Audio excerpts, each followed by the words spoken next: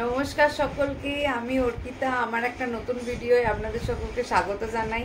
আপনারা কেমন আছেন? আশা করি ভালো আছেন। আমিও ভালো আছি। আমি আগের দিনকে যে ভিডিওটা করেছিলাম, আমার আলমারি পরিষ্কার করছিলাম, তো ওইটারই নেক্সট পার্ট আমি ড্রয়ার পরিষ্কারটা দেখাবো আমি বলেছিলাম। তো আজকে আমি সেই ভিডিওটাই নিয়ে এসেছি। আজকে আমি আমার মেকআপ ড্রয়ার, যেটা সব থেকে বেশি আমার ঘরের মধ্যে মেসি, সেই জিনিসটা আজকে আমি পরিষ্কার করব, রিঅ্যারেঞ্জ করব। তো আজকে আমি সেটা দেখাবো। তো চলো আজকের এই ভিডিওটা শুরু করা যাক। এই যে আমার ড্রয়ার,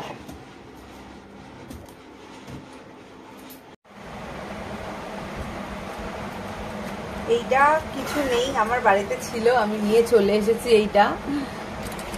এটার ভেতরে একটা খুব সুন্দর কানের আছে, কানেরটা খুব সুন্দর। এটাকে কাচতে হবে, অ্যাজ ইট ইজ খুব নোংরা।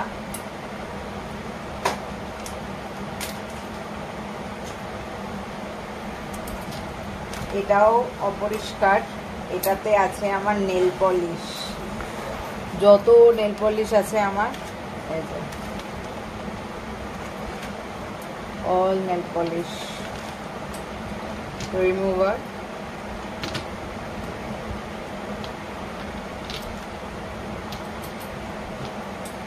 লট অফ কালার।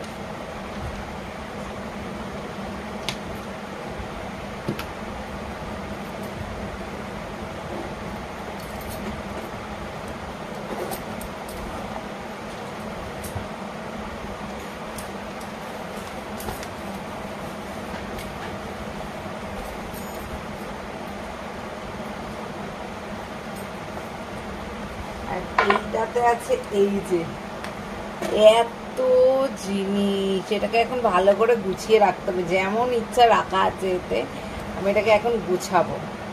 তাই জন্য আগে আমি সব কটা প্রোডাক্ট নিচে রাখবো।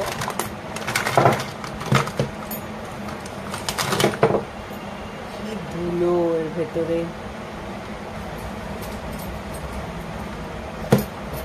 আমি এখানেই ফেলছি কারণ আমি এই কাগজটাকেই বাদ দেবো, তো সেই জন্য।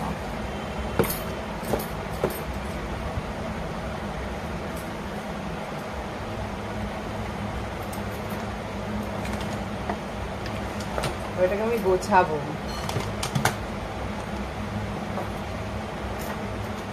Compact, one more compact. এটা হচ্ছে ব্লাশার, এটা মেখে মেখে শেষ হয়ে গেছে, ভেঙেও গেছে ইভেন।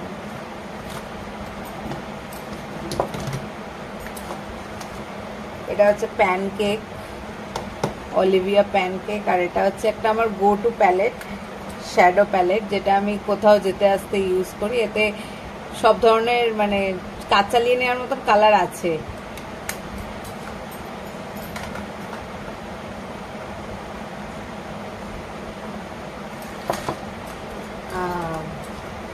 এটা ওয়ান মোর গার্ডার, আমার সব জায়গা থেকেই গার্ডার বেরোয়, এটাও বেরিয়েছে। আচ্ছা, এটাতে হচ্ছে আছে টিপের পাতা। এটাতে সব ছোট ছোট ছোট ছোট ছোট ছোট ছোট ছোট টিপ আছে বিভিন্ন কালারের। এখান থেকে আমি টিপ করি, সেই জন্য সামনে রেখেছি।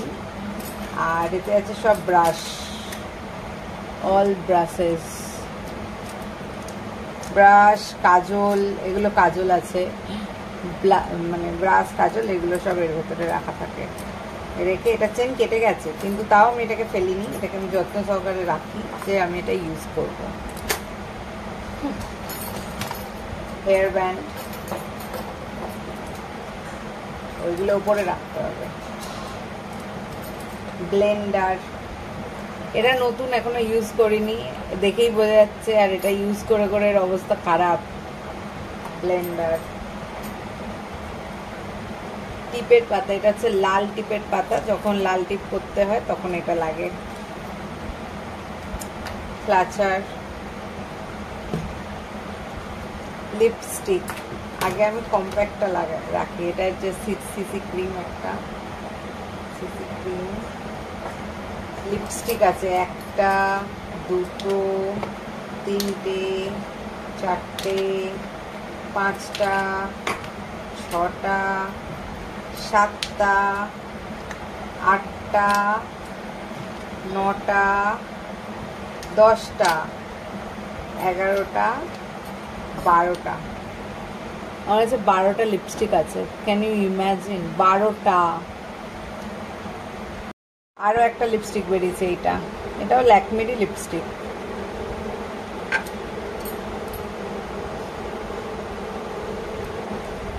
আছে গোটা লিপস্টিকই আছে। স্টিক লিপস্টিক এখন পরি না তো, সেই জন্য এটা রয়ে গেছে, লাগানো হয় না। বাট কালারটা ভালো, ভুলেই গেছি আমার কাছে আছে কি কি।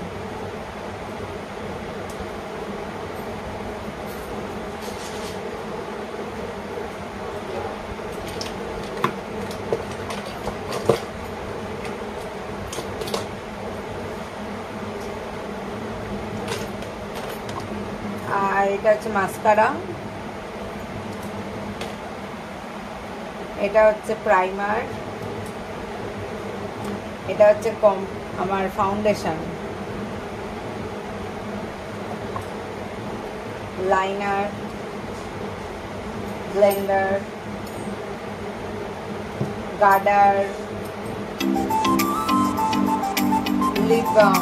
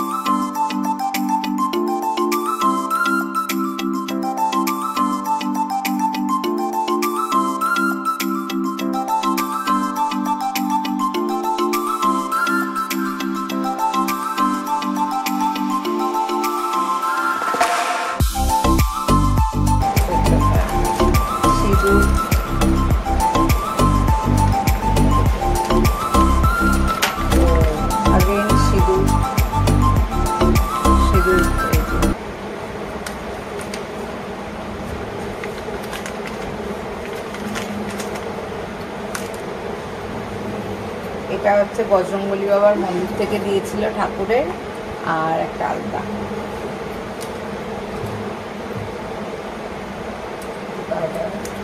এটা একটা এই রয়েছে গিফট র্যাপ করার, মানে গিফটের ওপরে দেওয়ার। আর কি আছে? এটাতে ছবি আছে। ওহো, এটা আমরা পুরী গেছিলাম, যে পুরীর কিছু ছবি আছে।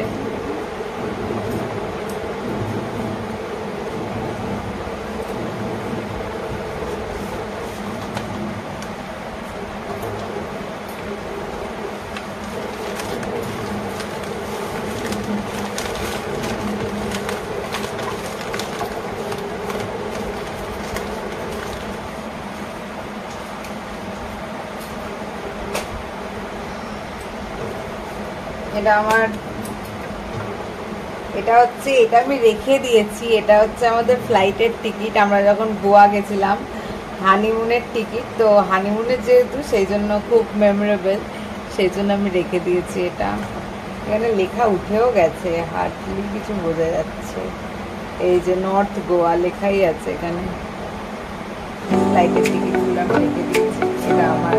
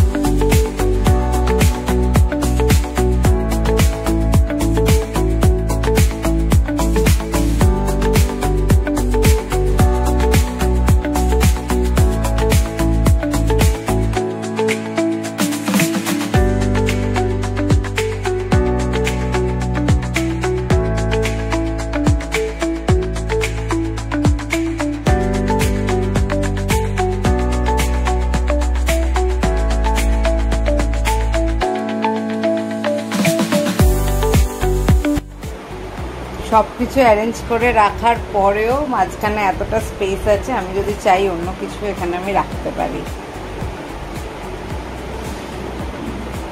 আর এখানে আরও এই 3টে বক্স আছে, এগুলো হচ্ছে মেকআপ বক্স। এই যে এখানে সব মেকআপ আছে আমার, ভালো মেকআপ যেগুলো হচ্ছে আমি সবসময় ইউজ করি না, কোথাও ভালো কোথাও বিয়ে বাড়ি টিয়ে বাড়ি গেলে এই বক্সগুলো ইউজ করা হয়। এটাও একটা বক্স, এটাতে আছে জুয়েলারি, হচ্ছে এইটাতে হচ্ছে আছে আর একটা দেখছি কি আছে, এটাতে কানের গুলো বোধহয়, হ্যাঁ এটাতে আমার সব কানের আছে, ইয়াররিংসের বক্স।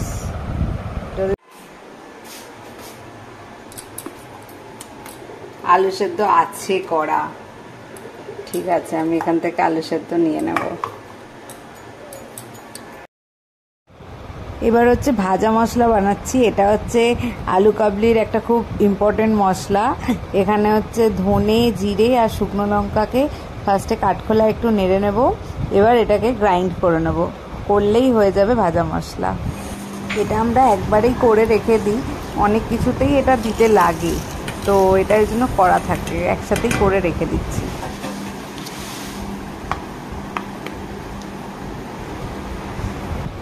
এই যে গুঁড়ো হয়ে গেছে, এটাই ভাজা মশলা, এটা দিতে হবেই। প্রথমে আমি এই এতটার মতন তেঁতুল ভিজাতে দিয়ে দেবো, জল দিয়ে একটু ভিজিয়ে রাখবো।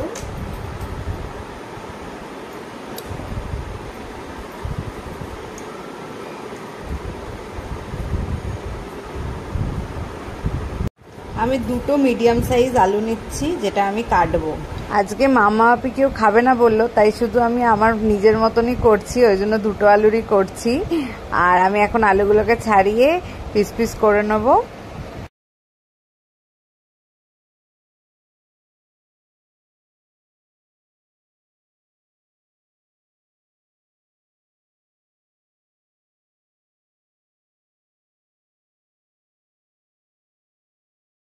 এতে একটু অল্প করে ধনেপাতা দিয়ে দিচ্ছি।